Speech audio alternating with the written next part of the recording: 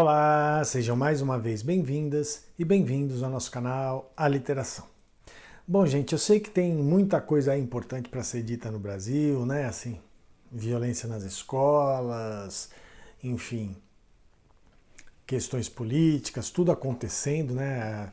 A pataquada que foi a visita do ministro Flávio Dino à Comissão de Segurança Pública da Câmara, né? Os deputados bolsonaristas armaram uma verdadeira imbecilidade, né? Eu não vou chamar de palhaçada nem de circo, porque eu não gosto, porque como palhaço eu me sinto pessoalmente ofendido quando se fala isso, né? Porque aquelas pessoas não são palhaços, aquelas pessoas são imbecis. Mas enfim, não é disso que eu quero falar. Na verdade, eu quero falar de um assunto, gente, que também está na pauta do dia e que eu acho que é importante e tem a ver um pouco com o nosso canal, porque se fala de educação, né? Se fala de formação cultural, se fala do arcabouço cultural dos jovens, né? Das pessoas jovens, das estudantes e dos estudantes brasileiros, que é o novo ensino médio, né? Então está aí uma grande discussão, porque o governo suspendeu a implantação do novo ensino médio, está sendo altamente criticado de todos os lados, né, pela imprensa, por ter feito a suspensão, né, por ter baixado a portaria que suspende a implantação do novo ensino médio, e por setores da educação está sendo criticado por não ter revogado definitivamente o novo ensino médio. Então eu quero falar um pouquinho disso e vou falar de alguns aspectos que eu acho que ninguém está comentando sobre a questão do novo ensino médio que eu quero falar. Então, primeiro vamos começar o seguinte. O novo ensino médio ele foi implantado, ele começou a ser implantado no ano passado. Ele foi aprovado no governo Temer e começou a ser implantado efetivamente no ano passado. E aí agora o governo baixou, o Ministério da Educação abaixou a portaria para suspender a implantação e para abrir um debate sobre o novo ensino médio. Bom, primeiro, a participação da imprensa mais uma vez está sendo ridícula nessa situação, né? Pessoas que não entendem nada de educação, como mais uma vez a repórter Vera Magalhães, que parece que não aprende, parece que ela está ganhando para criticar gratuitamente o governo por qualquer coisa. Então ela vai falar de um assunto que ela não entende, que é educação, porque ela não entende nada de educação, ela nunca pisou numa sala de aula, né? E vai dar pitaco sobre um assunto que não entende. Mas enfim, não é só ela, tá? Eu estou falando dela porque eu ouço, como eu já disse aqui em outros vídeos, eu costumo ouvir a Rádio CBN e na Rádio CBN ela fica falando essas bobagens a respeito do novo ensino médio. Mas não é só ela, a imprensa em geral está tratando isso de uma maneira muito ridícula mesmo, né? Mostrando um total desconhecimento sobre isso. Mas a gente sabe que tem os interesses dos grandes grupos empresariais, educacionais, as fundações Lehman da vida, né? Que eu sempre critiquei, mas enfim, isso é uma outra história. Qualquer dia talvez eu faça um vídeo sobre o que eu penso da Fundação Lehman e da importância que a Fundação Lehman tem para a educação brasileira. Mas enfim. E por outro lado, pessoas muito preparadas, como Daniel Cara, professor Daniel Cara, por exemplo, criticando que o governo foi tímido nessa portaria de suspensão, que não tinha que suspender, tinha que revogar o novo ensino médio. E aí agora eu vou falar um pouco, então, sobre o que eu acho do novo ensino médio e de toda essa celeuma em torno dele.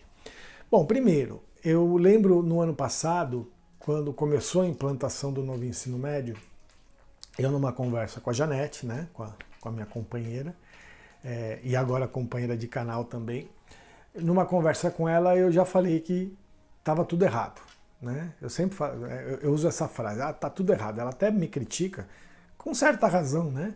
Que quando eu falo tá tudo errado eu não abro espaço para debate. Mas eu estava numa conversa com ela, enfim, uma conversa informal, tá tudo errado. Enfim. Mas para não falar o tá tudo errado, eu quero apontar os erros que eu vejo no novo ensino médio. Na verdade, esses erros estão sendo apontados, por exemplo, pelo professor Daniel Cara e por pessoas que querem debater seriamente essa questão do novo ensino médio. Primeiro, ninguém nega, ninguém está aqui dizendo que o ensino médio antigo era bom e que ele não precisaria ser repensado.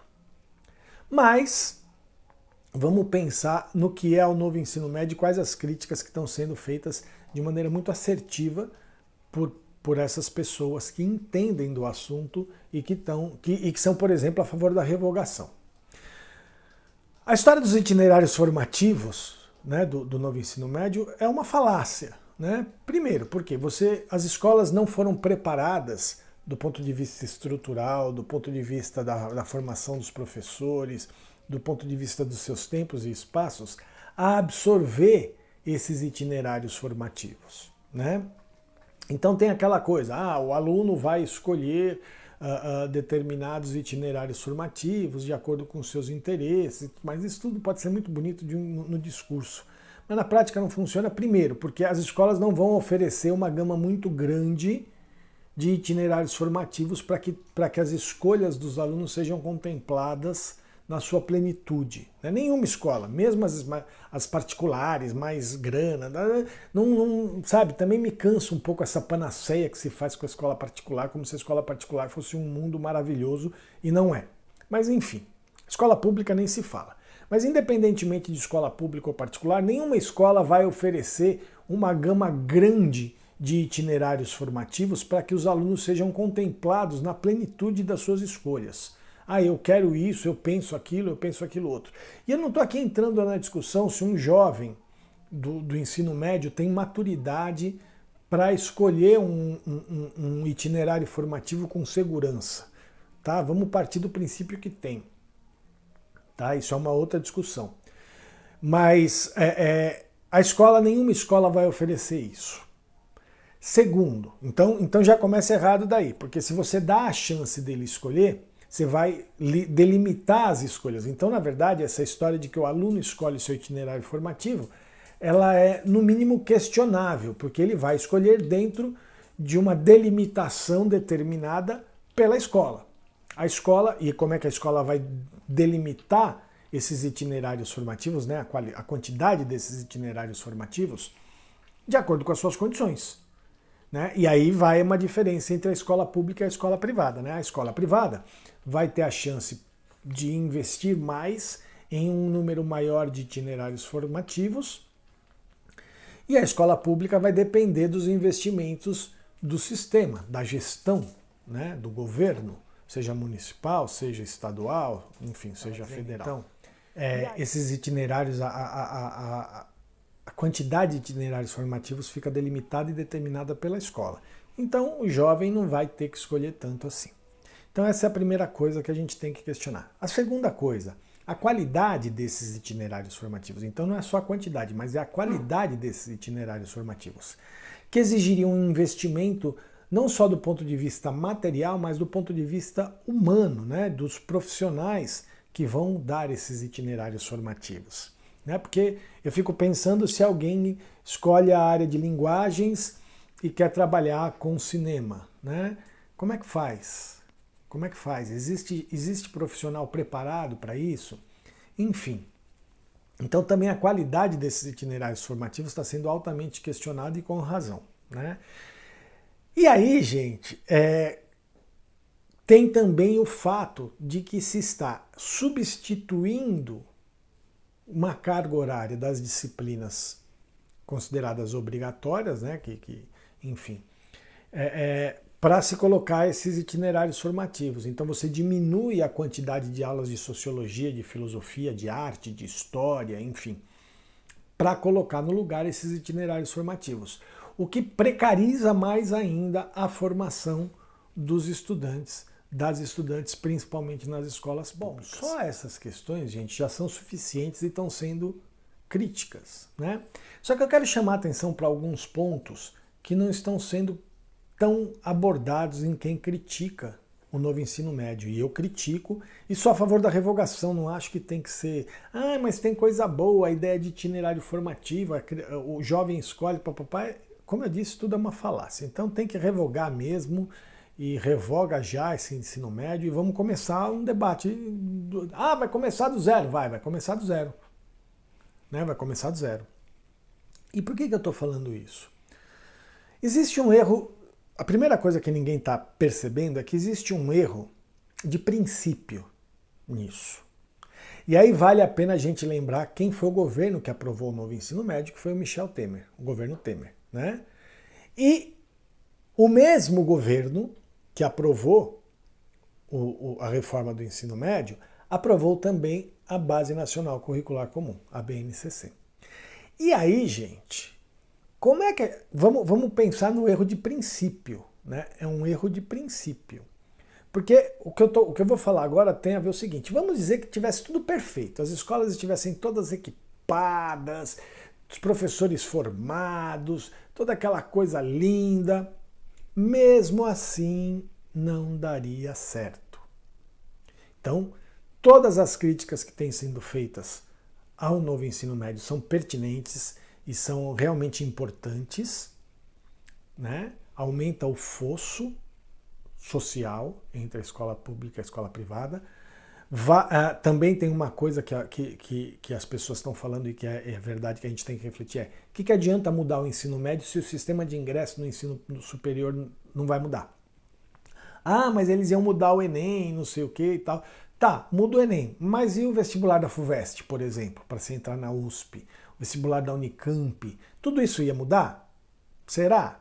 E quanto tempo isso ia demorar para mudar? Qual é o tempo que nós teríamos, o fosso que nós teríamos nesse tempo de alteração, que jovens das escolas públicas não iriam ter menos condições ainda de ingressar no ensino superior? Mas enfim, como eu estava dizendo, existe um erro de princípio, porque veja, como é que você vai falar em itinerários formativos, ou seja, como é que você vai falar em dar ao jovem o protagonismo para a escolha do seu itinerário formativo, ao mesmo tempo em que você impõe uma base nacional curricular comum? É contraditório, é um contrassenso. É um contrassenso. Então existe um erro de princípio e é sobre isso que eu quero falar agora, né? Que é a reflexão que eu faço, que eu digo que ninguém está fazendo. Vamos repensar o ensino médio? Vamos. A gente vai falar em itinerário formativo, a gente vai falar em dar o protagonismo para o jovem escolher o seu caminho formativo? Beleza. A gente vai discutir, vai debater se o jovem tem maturidade ou não e tal. Tudo bem, tudo certo. Mas a gente vai debater isso, então a gente pensa que o melhor seria dar ao jovem o protagonismo? Então vamos discutir a disciplinarização da escola. Vamos discutir a disciplinarização do conhecimento. Ninguém aqui está dizendo que o jovem não precisa aprender a lidar com a língua portuguesa, não precisa aprender a lidar com cálculos matemáticos, não precisa aprender a história do país, não precisa aprender sobre a criação artística e literária do país, não precisa aprender sobre as condições geográficas do país, não precisa aprender... Ninguém está dizendo isso. Ele tem que aprender tudo isso.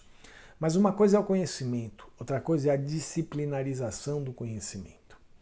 Então, se a gente vai dar ao jovem o protagonismo de escolher os seus itinerários formativos, vamos refletir, vamos debater a disciplinarização do conhecimento, vamos debater se a escola disciplinarizada é a melhor estrutura para receber esse novo ensino médio.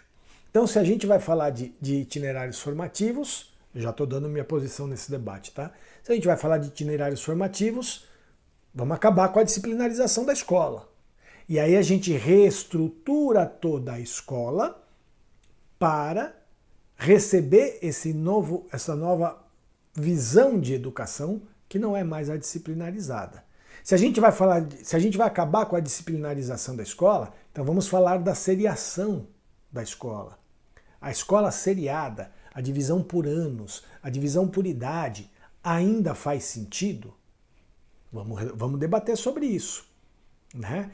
Porque vejam, itinerários formativos, dar ao jovem o protagonismo da sua formação pressupõe uma série de coisas. Eu não vejo por que um aluno, por exemplo, do primeiro ano do ensino médio, não pode conviver num mesmo itinerário formativo com um aluno ou uma aluna do terceiro ano do ensino médio. A diferença de idade não é tão grande.